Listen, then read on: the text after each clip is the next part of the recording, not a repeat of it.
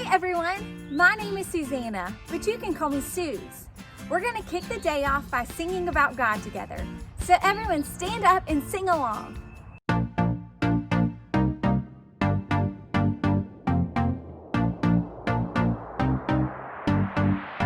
You know when I'm lonely, you know when I'm sad, I know.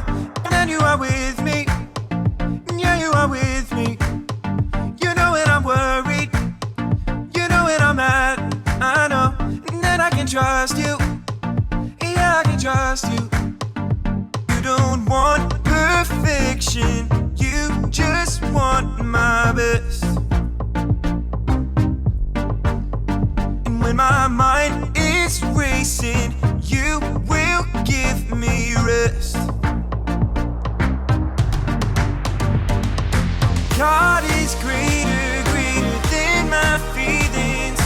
He knows everything, He knows everything. God is greater, greater than my feelings.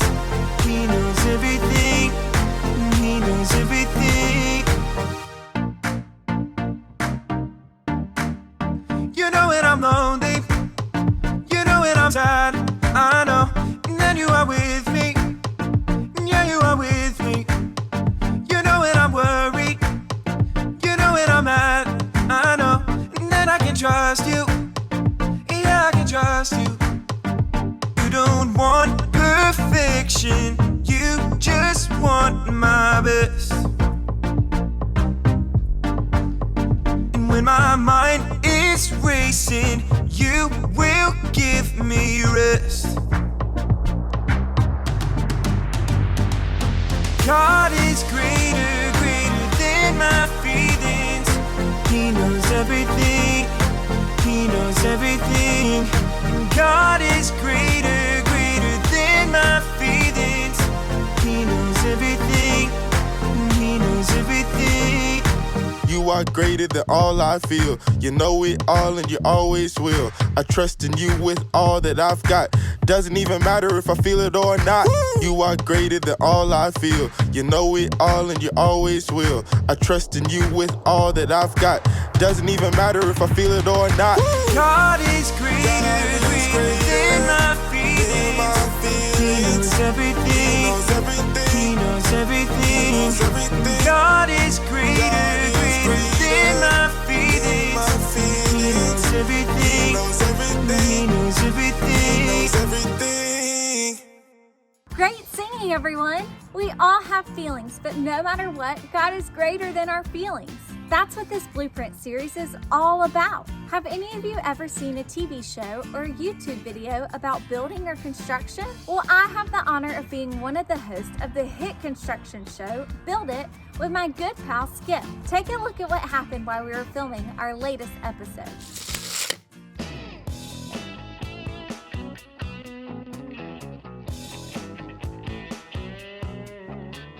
Susanna, are you ready to get started on today's project? No time, Skip. You're gonna have to fly solo on this one. I have to get these blueprints to the contractor working on the Joneses' house. Wait, no, Suze, don't leave me. I don't know how to fly solo. I need your help.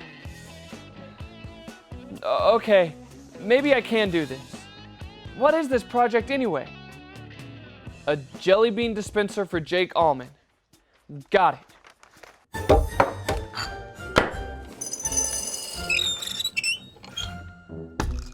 Well, that came together in no time.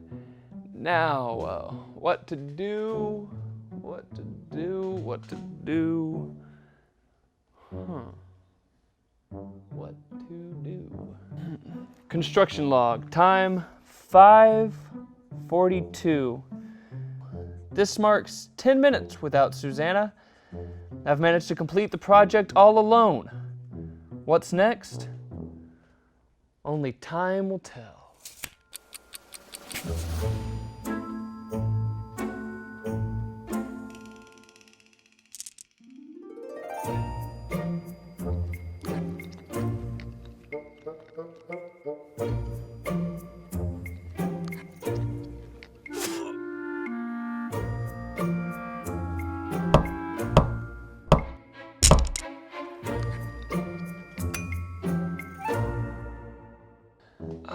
Construction log, time 5:44.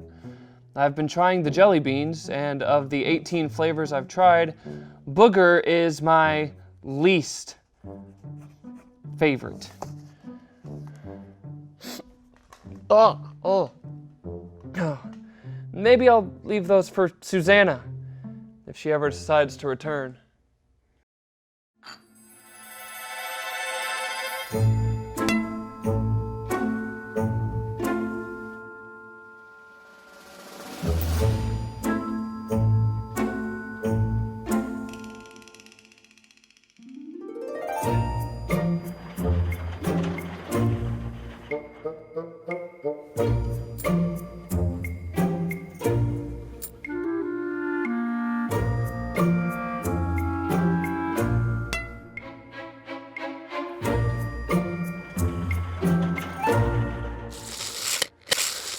Construction log, time 5:49. Susanna has been gone for a total of 17 minutes. I can feel the loneliness starting to grip at my sad little heart. This is worse than having to eat 1,000,000 booger-flavored jelly beans.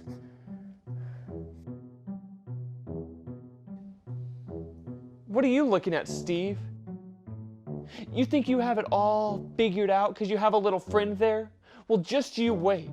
Just wait until your little friend decides to let you fly solo. Suit yourself, Steve. I don't need your judgment. Gary will back me up. Isn't that right, Gary? Gary, we talked about this. You're supposed to back me up. John? What did you say, John? Oh, guys, how are we ever going to make it without Susanna? Gary, where are you going? Gary, don't you leave me too! No! Oh man, those are some serious feelings we're dealing with here. I think there's something important we can all learn from that. Whenever we start to feel our emotions building up, we need to deal with how we are feeling. And here are 3 steps into doing just that. The first step is we need to stop and see how we are really feeling.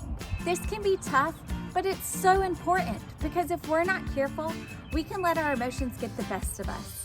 If that happens, things can seem worse than they actually are, which can cause us to make decisions that we can't undo. So let's stop right now and talk about the emotions we just saw.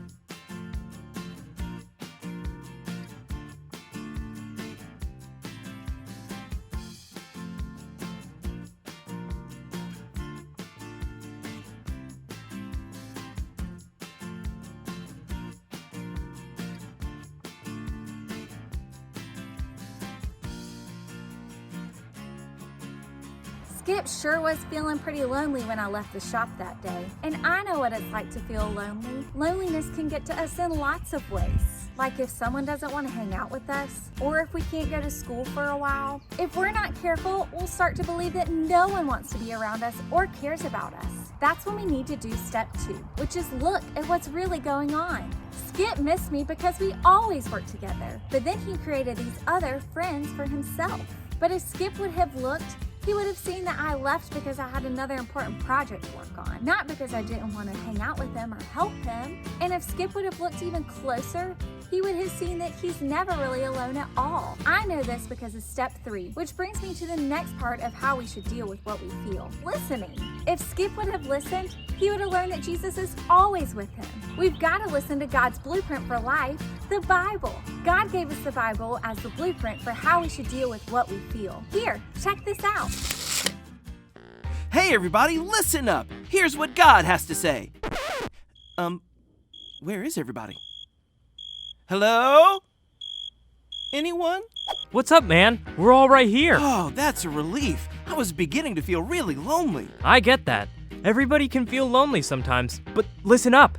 You don't have to feel lonely anymore. For real? Tell me more. In John chapter 4, there was a Samaritan woman who felt lonely. We know this because she came to draw water from the well, all by herself, and at a time of day when no one would be there. That's kind of sad. Sounds like she didn't have any friends. It seems that way. Most women would go get water together. They would talk and laugh on the way to the well and help each other as they filled their jars. Everyone knew this woman had made some pretty bad mistakes in her life. Because of her bad decisions, no one would be friends with her. Instagram followers? 0.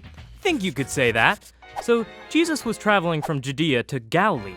Back then, people would walk from town to town, which could be very tiring. Dude, according to this map, that's about 70 miles. That's quite a hike. I bet it took forever. We don't know how long it took, but we do know that Jesus and his disciples stopped in Samaria. And because it was a really hot time of day, Jesus decided to rest by a well where people would come to get water. Too bad he didn't have a camel back. A camelback? I'm sure there was a camel with a back around there somewhere, but what good would that do? You know, it'd keep him hydrated. He could sip water through it as he walked. Oh, a camelback. Like those backpacks you put water in, not a camel back. That makes a lot more sense. Either way, Jesus didn't have a camelback. Instead, he asked a Samaritan woman to give him a drink. What? What did she do? Well, in those days, Jews were not supposed to talk, eat, or drink with Samaritan people. Jesus was a Jew, so the woman was shocked that he would ask her for a drink. Kind of like if a superhero were to ask their arch nemesis for a cherry slushie? That would, never happen. Yeah, it was a big deal for Jesus to speak to her, let alone ask her to get him a drink. She listened as Jesus began to tell her about God's gift that could be hers. What kind of gift are we talking about? Like a new pair of Nikes? A trip to Disney World? A new car? Not quite. None of those things were around back then. Besides, they don't even compare to the gift Jesus was offering her.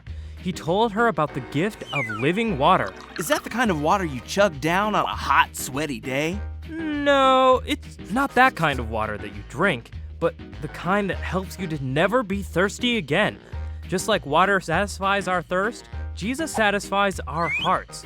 He fills us with his love that never runs out. Sign me up for that. I bet the woman wanted this kind of water. She did.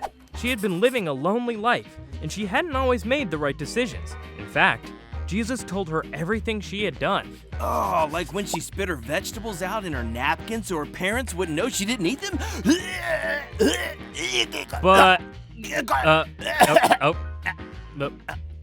But Jesus didn't make her feel bad for those wrong things. He only wanted her to see how much he cared about her. That's the best. So how did that help her not feel lonely anymore? Well, when we decide to follow Jesus, it's like taking a sip of living water. Jesus fills our hearts up with his love. From then on, he is always with us, and there is never a reason to feel all alone. So, even when I'm by myself in my room, Jesus is with me? Yep. What about when I'm with a lot of people and I don't know who they are, and I still feel alone? Jesus is with me then, too? Even then, Jesus loves you, and he loves me. When I feel lonely, Jesus is with me. The woman at the well was lonely, and one of the lies she probably believed was that no one understood her or cared about her. But Jesus came alongside her. He showed her that he loved her, and if she would follow him, she would never be alone again. That wasn't just true for the woman at the well. That's true for you and me today. The next time we're missing our friends or wondering if anyone cares about us, we can stop, look, and listen to the truth of God's word. And then we'll remember that Jesus is always with us. And that's what we need to know today. Everyone say it with me. When I feel lonely, Jesus is with me. That's it. You can deal with how you feel when you stop, look, and listen. Now we're gonna play a game called Spot It. 2 cards will appear on your screen, and your job is to spot the object that appears on both of the cards as quickly as possible. You'll have 10 seconds before the cards disappear, so try to spot it fast. On your mark, get set, go!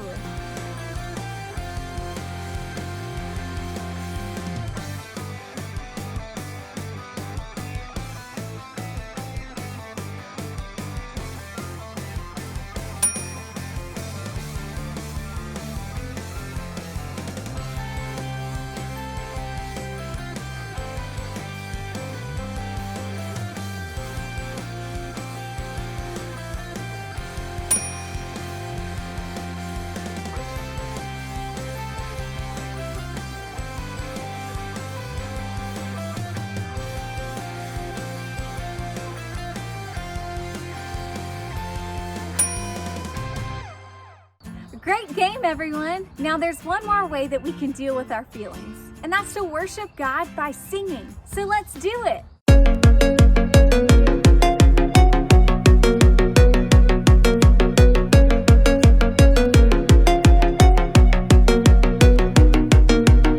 I wake up and start my day. I'll read your words, see what you say. That's what I do. That's loving you. When I don't know what to do, I'll follow you. I'll follow you. That's what I do. That's loving you. I will love you, God, with all my heart and soul, with all my mind and strength. Will you show me, God, to love like you love me, so all the world will see? When things don't go my way, I'll talk to you, hear what you say. That's what I do. That's loving you. When my world is upside down, I'll trust that you'll turn it around. That's what I do. That's loving you. I will love you, God, with all my heart and soul, with all my mind and strength. Will you show me, God, to love like you love me, so all the world will see? I will love you, God, with all my heart and soul, with all my mind and strength.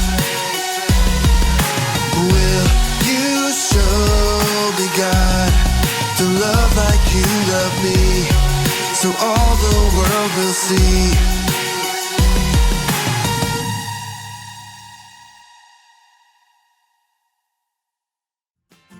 Thanks for hanging out this week. Remember that God gave you all of your feelings, and He's always here to help you deal with them. Next up are some questions to help your family talk about what you learned today and pray together. And we'll see you guys next week.